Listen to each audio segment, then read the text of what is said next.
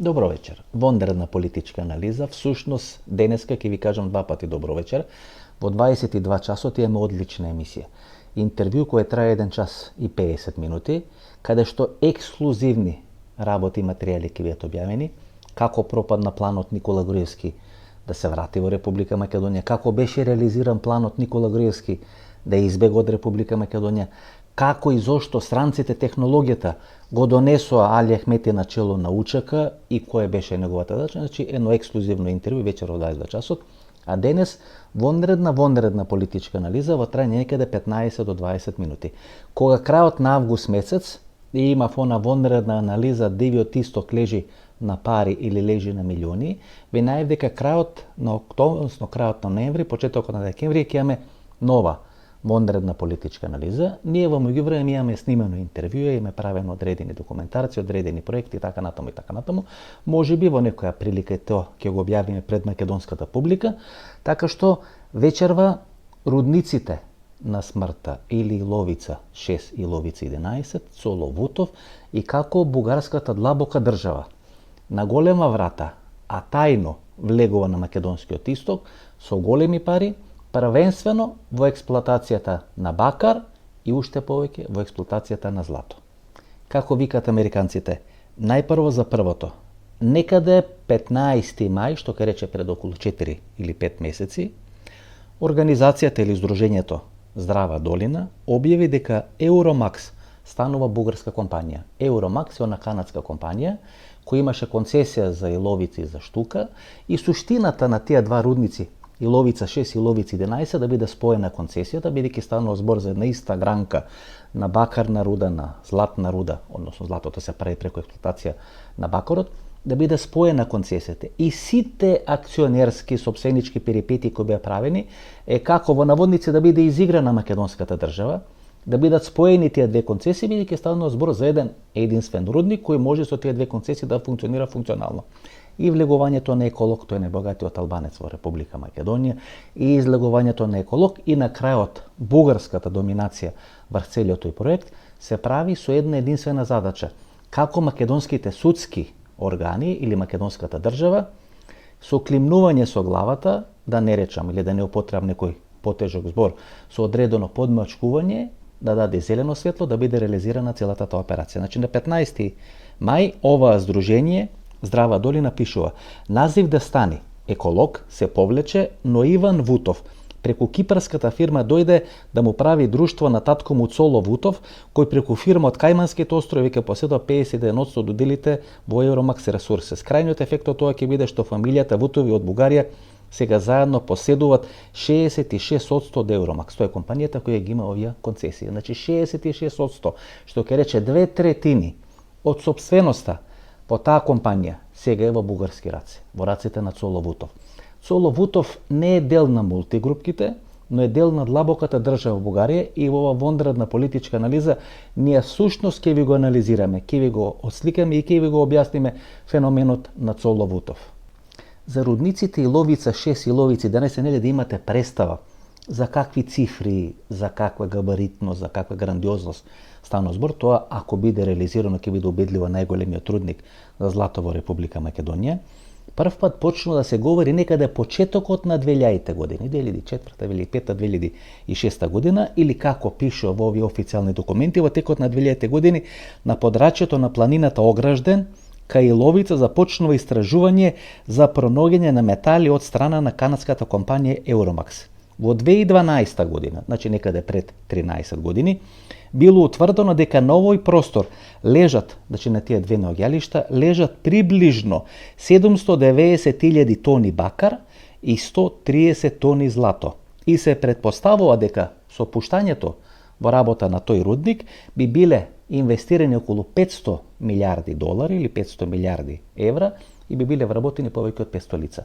Ништо од тоа не беше реализирано, но стануваат истражувањата за 790.000 тони бакар и внимавајте, 130 тони злато. Можете ли да претпоставите кога во нашите девизни резерви би биле тие 130 тони злато. Ние не сме способени или немаме доволно капацитети самите тоа да го правиме, но во непосредна близина и рудникот Бучим, каде што како нус појава на тоа производство се јават одредени количини злато, па тоа знаеме што се случуваше во времето на кршењето на санкциите или реализирање на санкциите кон стара Југославија, големите олигарси во Република Македонија, очифлиганици така натаму, во еден дел или во еден крак стана богати токму преку тој механизам на бакар, на злато. Значи, овие два рудника, кои почнува да се истражуваат тамо некаде пред 20-25 години, всушност имаат потенцијал да станат убедливо најсилниот рудник за злато во Република Македонија. Затоа и битката околу овие рудници е толку голема.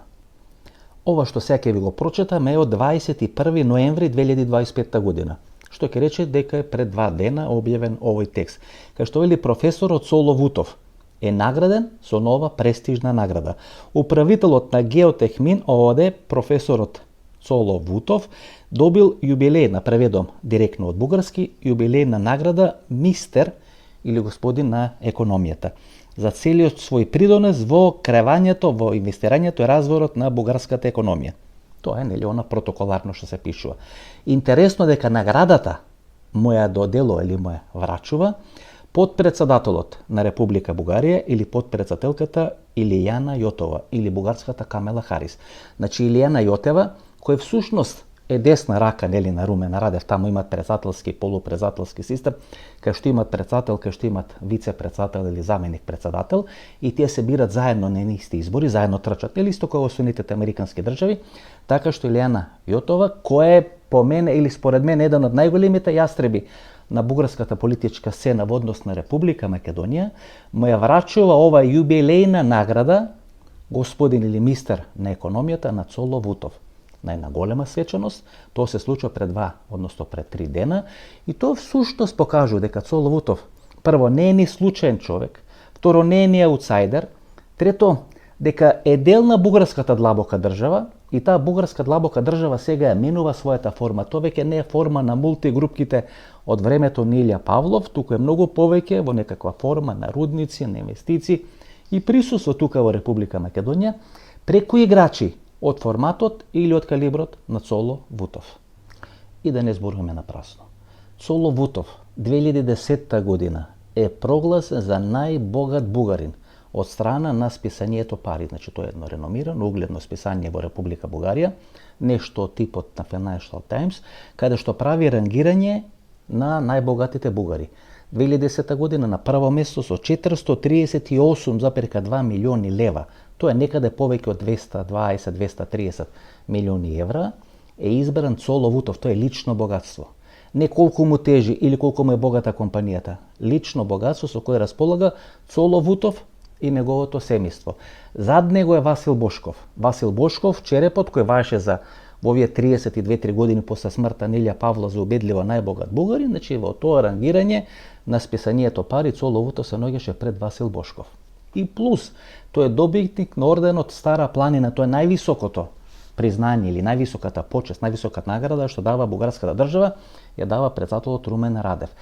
Таква награда, иако тајно, добива Николај Валканов, истиот тајкун од Бугарија или сличен тајкун од Бугарија, кој беше десна рака на Илја Павлов, кој на минатите локални избори во Република Македонија и напред минатите парламентарни избори, значи минатата година парламентарни избори во Република Македонија, беше присутен тука и беше снимен во Источна Македонија, каде што неговата компанија сегашна располага со одредени рудници со представници на тогашната опозиција, денешна власт во Република Македонија. Што ке рече дека тој орден Стара планина, кој се дава на овие бугарски тајкуни, всушност е одредено знамење на бугарската длабока држава, со кое таа означува територија.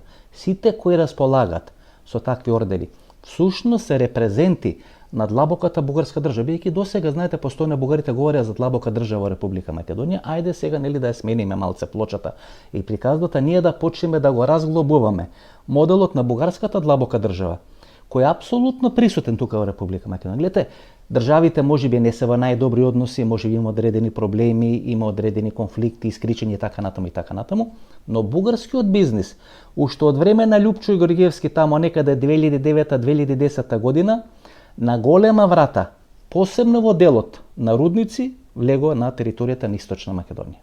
Како Цоло Вутов стигнува до границата 66% собственост во тие во наводници рудници Иловица 6 и Иловица 11, односно едниот рудник кој треба да добие некоја концесија, како што сега стојат работите, тоа никош и нема да се случи, барем такви се сигналите кои доаѓаат од македонската влада.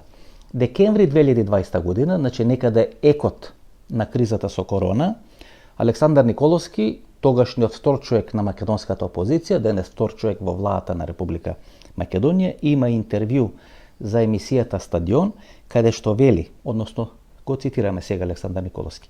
Во текот на 2019 година, со дозвола на Комисијата за заштита на конкуренција, кое што е владино тело, Евромакс, ова компанија која ги имаше лиценците, или беше 100% собственик во еден временски период на рудниците Иловица 6 и Иловица 11, е продадена на сумнителна фирма регистрирана на Кајманските острови. Веројатно луѓето никош не слушнале за Кајманските острови, а фирмата се нарекува или има име Galena Resources Equities Limited. Значи Александар Николовски декември 2020 година објавува информација дека Евромакс фирмата која ги има овие две концесии за 51% продава на фирма регистрирана на Кајманските острови. И така почнува да се расплеткува клопкото, се до моментот додека не се сватили, дека не е направен фотороботот, дека Цоло Вутов е всушност тајниот или скриен собственик на таа компанија на Кајманските острови. Еве како изгледа зградата, можете да погледнете како изгледа зградата, на која адреса е регистрирана фирмата на Кајманските острови, која имаше во тој временски период 51% од собственоста во Иловица 6 и Иловица 11. На таа адреса се регистрирани повеќе од 20.000 фирми. Значи, на оваа адреса се регистрирани повеќе од 20.000 фирми. Гледате, кога ќе погледнете зградата, тоа е екзотична зграда со палми, Кајманските острови се у близината на Куба. Сега, ако одите тамо, температурата е 31-32 степени, летна температура, ноќните температури 24-25 степени, значи ќе може да уживате. На таква дестинација која се нарекува Рај за туризам, е регистрирана фирмата која 2019 година со одлука на владино тело е продадена на Цоло Вутов. И плюс уште 16% акции. Тоа се овие акции на Еколог, или најбогатиот албанец во Република Македонија, кој купи 16%, бидејќи претходно во наводници добил уверување од структурите на ДУИ во тогашната влада заедно со СДСМ, дека ќе бидат споени двете концесии, Иловица 6 и Иловица 11, на тој начин тој рудник ќе биде функционален, ќе може да се експлоатира, имаше одредени одлуки на управниот суд, па тие одлуки беа презентирани на седница на владата, па имаше две седници на владата. На првата седница погрешно тогашниот министер за економија Крешни Бектеши наводно ги информираат своите колеги, па тоа беше сменето. И фирмата кој ги купува тие 16% акции, тоа е некаде мај месец оваа година, од Еколог, е на адреса во Никозија, тоа е зградата Нобел Траст. Еве како тоа изгледа. Можете на Google Maps тоа да го погледнете. Можете зградата да ја видите, една убава зграда во центарот на Никозија, тој е главниот град на Република Кипар. Значи вамо на Кајмански острови 51%, 16% на територијата на државата Кипар. Значи две во наводници пералници на пари кои треба или кои имат основна задача да ги скријат имињата на вистинските собственици, кои се всушност главните акционери на рудниците Иловица 6 и Иловица 11. На Кипар тие се нарекуваат Fictionary Trust Company. Значи имате клиент кој се јава во Кипар, ова зградата на Нобел Траст всушност е адреса на повеќе од 500-600 компании и треба да исполните одредени услови согласно кипарската легислатива. Фаза број 1, клиентот, вистинскиот собственик, ја контактирава Fictionary фирма, пример Нобел Траст Limited, која се наоѓа на одредена адреса во Никозија. Во втората фаза, таа номинална компанија именува номинални директори, кои се често локални адвокати или локални администратори, номинален секретар и регистрира фирма на одредена адреса, каде што претходно има 200 до 500 компании кои се регистрирани на таа адреса. Во фаза 3 се поднесува одредена минимална документација и фаза 4 се крие вистинскиот собственик. 2020 година на референдум во државата Кипар се донесени одредени законски решенија каде што името и сопственоста на вистинските управители или вистинските сопственици се крие, бидејќи тоа е деловна тајна. Значи нешто по примерот на швајцарските банки. На таква адреса во Кипар има 16% и 50% од сопственоста на овие два рудници се на Кајманските острови. Значи внимавајте, овие бугарски компании сега, компании на длабоката држава, не се од типот на мултигрупките, не се од типот на Илја Павлов. То се во наводници многу посериозни компании, во чие формирање или во чие криење на суштината или на формата на задачите кои им се дадени или им се доверени да може да ги реализират, се кријат многу посериозни бугарски амбиции, не само во однос на Република Македонија, туку и било каде што се интересите или зоната на интересите на длабоката бугарска држава. Еве како изгледа Цоло Вутов. 75-76 години. Еве што самите тие пишуваат. Образование и научни степени. 2019 година е академик и член на президиумот на Евроазиската академија на рударство и рудни науки во Казахстан. Значи Цоло Вутов. 2014 година станува професор на Универзитетот Свети Иван Рилски во Софија. 2012 година почесен доктор Минск, Република Белорусија. Па 2008 година доктор по рудни науки на Универзитетот во Санкт Петерсбург во Русија. Па 2000 година квалификација менаџер исто на тој Универзитет во Санкт Петерсбург во Русија. Значи имате Казахстан, па имате Белорусија, па имате Ленинград поранешен или Санкт Петерсбург. Гледате Казахстан, каде што е едно од главните упоришта на Цоло Вутов, е исклучително интересна држава. Например, нашиот Ѓорги Иванов, председател во 2 мандати, развиваше во неговиот мандат исклучително блиски релации со Казахстан. Казахстан е одредена средноазијска држава која по својата големина е поголема од Европската унија. Тамо се наоѓаше Бајконур или Вселенската програма на поранешниот Советски сојуз. И всушност Казахстан, заедно многу помалку со Азербејџан, Украина и Грузија, се трите клучни држави на кои рускиот свет после распаѓањето на Советскиот сојуз ја креира својата мегали стратегија. Значи рускиот свет, чите Владимир Путин, не сака да се откажат од таа своја мегали стратегија за обнова на Советскиот сојуз. Казахстан е клучна држава. Кој некаде 2012 година снимав во Правда.ру, главните играчи кои тамо ги снимав се со потекло од Казахстан. Па дури и шминкерките кои ги снима, кои ги подготвува, кои ги страдува за интервју по емисијата во Центар, исто така се со потекло од Казахстан. Ѓорги Иванов, кога е 70 години од победата над фашизмот, го добива орденот на руската држава од тогашниот руски амбасадор во Република Македонија, го добива заедно со тогашниот ректор на Скопскиот универзитет, со новинарката Мирко Велиновска, со Живко Мукетов од Кафетин коалицијата или првиот човек на Скопски алкалоид и од Центарот за Холокауст во Република Македонија. Гледате, тоа се клучните руски играчи и во Македонија, а Цоло Вутов како дел на таа академија казахстанска е дел на тој руски свет, плюс Белорусија, плюс Санкт Петерсбург и така натаму, кој инвестира тука во Република Македонија. Знаете, вие не треба многу да размислувате, само треба да ги споите тие адреси и да сватите дека всушност руското влијание, посебно на Балканскиот полуостров, кој се реализира во делот на рудници, во делот на минерали, дали рудници на бакар, дали рудници на алуминиум, дали рудници на злато и така натаму, во еден голем дел, да не речам најголем дел, се реализира преку бугарски компании. Тоа е спрегата помеѓу руската и бугарската длабока држава. Цоло Вутов е дел на таа спрега. Ова јас не го кажувам. Ова самите тие го пишуваат, самите тие го објавуваат на своите страници и јас тука само го презентирам пред вас. Семејството на Цоло Вутов е 4 члено, има 2 сина, едниот е Иван Вутов, кој е извршен или исполнителен директор во оваа компанија во чии раце се наоѓа сопственоста на рудниците Иловица 6 и Иловица 11 и постариот син е Владимир Вутов. Еве што самите бугари пишуваат за Владимир Вутов. Кој е Владимир Вутов кој ги засони по блесакот руските олигарси и дават видео, нели, да не ви го презентирам тоа видео. На прослава на рогенденот на Владимир Вутов, во едно ексклузивно скијалиште или ски центар на Алпите, Куршавел, тој потрошил, како што пишуваат бугарските медиуми, само на шампанско 40.000 евра. Значи, однесување од типот на децата на руските олигарси. Значи, еден од синовите на Цоло Вутов, Владимир Вутов, според пишувањето на бугарската преса или на бугарските медиуми, потрошил 40.000 евра само на шампанско.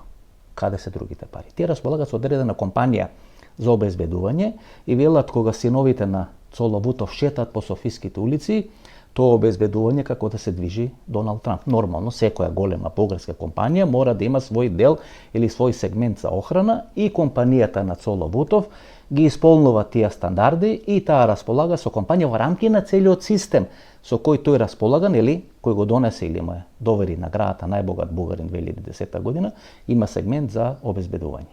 Адресата на таа компанија за обезбедување е на околоврсниот пат број 1588 во Софија. Околоврсниот, значи тоа обиколницата околу Софија. И еве како изгледа шемата на компании со кој располага Цоло Вутов. Тука доле ќе видите дел геоохрана кој се наоѓа на таа адреса. Геоохрана, значи од типот на мутрите, од типот на или на мултигрупките, од типот на овие 7 од Варни и така натаму и така натаму. И во еден почетен, таа 1997 година формирана, значи некаде во средината на мултигрупките. Овие почнува 91, 92, 93 година. Илја Павлов ги прави првите 2-3 бугарски влади, се до Иван Костов и конфликтот на Иван Костов, премиер, еден од првите демократски премиери на Демократскиот сојуз на Република Бугарија. Конфликтот на Иван Костов и Илја Павлов всушност значи крај на мултигрупките кои завршува тамо со атентат на Илја Павлов некаде март месец 2003 година. Меѓутоа, нема бугарска компанија која држи до себе, која има блиски релации со бугарско разузнавање, со бугарска длабока држава, со бугарски полициски структури, со бугарско надземје, со бугарско подземје, која нема фирма за обезбедување. Бидејќи преку такви фирми за обезбедување, тие всушност прво си го обезбедуваат мирот и второ си го обезбедуваат полициските врски или врските со она подземје на длабоката држава. Неколку пати ви правам споредба дека Цоло Вутов е различен од Илја Павлов, бидејќи има два модели. Тоа се два доминантни руски модели.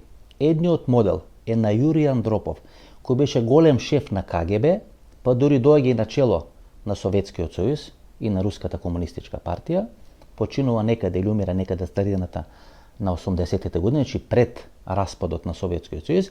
Тој го гледа распадот на Советскиот сојуз и развива Андропов модел дека овие структури на КГБ треба да ја сменат формата, треба да ја сменат бојата, еден дел од нив да станат бизнисмени и преку тие форми на бизнис да го извадат капиталот надвор од Советскиот сојуз, да го стават на одредени девствени острови, во Велика Британија, во Лихтенштајн, во Швајцарија и така натаму и така натаму. И откога ќе поминат сите перипетии, со помош на тој капитал да се вратат во овие држави зад железната завеса, вклучително и Република Македонија. И вториот модел е моделот на Примаков, кој исто така во еден временски период после распадот на Советскиот сојуз доаѓа станува руски премиер, станува шеф на руското разузнавање, но тој за разлика од Андропов кој смета дека овие припадници на КГБ треба да станат бизнисмени и преку нив новата руска држава да ја контролира или да ја води својата политика, дека таа улога треба да им ја дадат на одредени научници, значи луѓе кои се дел на, како што и самиот потекнува, научници со високи универзитетски титули, образование и така натаму, да влезат во бизнисот, да ја сменат формата и да може да бидат продолжена рака на руската длабока држава. Тој завршува својата кариера како прв човек на Руската стопанска комора. Канцеларите на Руската стопанска комора, таму сум снимал, се на еден чекор од црвениот плоштад, значи од канцелариите на Руската стопанска комора, вие го гледате црвениот плоштад и мавзолеот каде што е погребан Ленин. Тие два модели ние можеме да ги видиме, да ги анализираме. Едниот модел е Илја Павлов, кој преку мултигруп беше присутен тука во рудникот Бучим, иако Лјупчо Ѓоргиевски и Никола Груевски, тогашко министар за финансии, тоа го крија, донесоа еден инвеститор со Соединетите американски држави, со шешир, го појавија пред македонските медиуми и некаде есента 2002 година во интервју кој сум го имал со Илја Павлов, кој е објавено, ми се чини тогаш на Канал 5 телевизија, тој самиот призна дека мултигруп е собственик на рудникот Бучим. заминува, нели сменете Ванчо Чиплеганец и Мултигруп влегува во рудникот Бучи. И сега имате исти модел. Цоло Вутов доаѓа, скриен собственик преку Кајмански острови, преку Кипар, но 66% од овие два рудници на најголемиот рудник за злато во Република Македонија се наоѓаат во негови раце. Само кратко, нели за дообјаснување. Илија Павлов е оженет, првата негова сопруга е ќерка на Петар Черлиганов, началник на третото управление во бугарската државна сигурност. Третото управление е војното контраразузнавање, значи неговиот дедо, односно сопруг, односно таткото на неговата сопруга е началник на бугарското трето војно управление. Илија Павлов во врвот на неговата моќ, вие кога ќе видите кои влегуваат во таа група, тоа е Г13, значи не Г7, значи не Г20, бугарите имаат група Г13. Цоло Вутов не прифаќа на таа група, бидејќи тоа е другиот крак на бугарската длабока држава. Значи не е делот на мултигрупките. Тамо е Илија Павлов плюс уште 12 други најголеми бугарски мафиоти или бугарски тајкуни, кои првите 2-3 бугарски влади, Луканов, Лилов и така натаму, се влади кои се по целосна нивна контрола. Така што кога ние говориме за бугарската политика кон Република Македонија, Александар Николовски 2019 година, односно 2020 година, го обвини Зоран Заев дека со продажбата на Иловица 6 и Иловица 11, тој всушност продава македонски рудници на луѓе блиски на Бојко Борисов. Не можеме да кажеме дека Цоло Вутов е човек на Бојко Борисов. Вие кога ќе погледнете бизнисот кој го има Цоло Вутов, дали во рударството, дали во градежништвото, дали во патишта, струма, автопат, химус и така натаму, тоа е распространет бизнис кој што континуирано расте 20 години. Тој денес располага со 7000 вработени. Ајде вие замислите македонска компанија која има 7000 вработени. Јас не верувам дека Скопски алкулит има повеќе од 1000 вработени. Значи железара на времето, па не сум сигурен дали имаше 7000 вработени. Значи тоа се мастадонти, тоа се гиганти. И такви гиганти вие не може да направите без длабока подршка на бугарската длабока држава. Значи 2020 година, иако 2017 година, кога се локалните избори, Зоран Заев и неговите кандидати за градоначалници доаѓаат на локална власт со ветување дека нема да бидат ставени во функција или во експлоатација овие во наводници рудници на смртта, во Струмица, во Валандово и во други општини врз база на референдумите кои беа направени, луѓето кои беа главни во тие референдуми или во тие кампањи за референдуми стана градоначалници, со тек на време Зоран Заев, за да ги подобри и личните односи со Бојко Борисов, а и дел на бизнисите на Зоран Заев се во Република Бугарија, дел од овие истражувачки новинарски куќи во Република Македонија објави емисии или направи емисии за јагленот и за фотоволтаиците, за други бизниси, а се смета дека трансферот на пари, таков како што е направен до Дубај, не оди преку Република Македонија, туку оди преку Република Бугарија. Значи, во тој пакет на приближување на односите со Бојко Борисов или со луѓето на бугарската длабока држава, освен една од најголемите македонски банки, македонскиот Телеком на послужалник биле ставени дел на рудниците. На тој начин Зоран Заев се конфронтира со овие кандидати за градоначалници кои 2017-2021 година победуваат во делот на општини кои го освои СДСМ во Јужна или Југо-источна Македонија. И всушност, гледате, кога вие ќе ставите на едно купче, таму имате една интересна конфронтација. Грчки пари, грчко влијание, да не речем грчките служби, кои биле сериозно загрижени од овие рудници кои би биле отворени на самата граница помеѓу Република Македонија и Република Грција, сметајќи дека преку текот или течењето на реките кои се вливаат во Вардар, сливот на Вардар или сливот на Аксиос, како се нарекува во Република Грција, не само што може да биде загрозена туристичката сезона во Република Грција, туку и самиот процес на грчко земјоделие, бидејќи тие функционираат врз база на црпење вода од одредени подземни бунари, па користење од одредени речни корита, сливови и така натаму. Еден голем дел на овие невладени организации кои функционира на македонскиот југ или на македонскиот исток и протестира против рудниците на смртта, беа, ако не организирани и формирани, беа во еден дел поддржани, да не речам финансирани, од одредени краци на грчката држава. Па имате бугарска држава, која сака да влезе на македонскиот исток, бидејќи тоа го смета за своја, во наводници, природна територија, која е изгубила со Првата светска војна. Па го имате Зоран Заев кој сака да ги затопли односите со Република Бугарија во мандат на Бојко Борисов и тука ви се создава еден молотов коктел. За тој молотов коктел да биде разрешен, мора Македонија со јасна стратегија да лези во решавање на тие проблеми. Таму има многу пари, таму има потенцијал за големи вработување, таму има потенцијал за развој на одредени региони во Јужна или Југоисточна Македонија.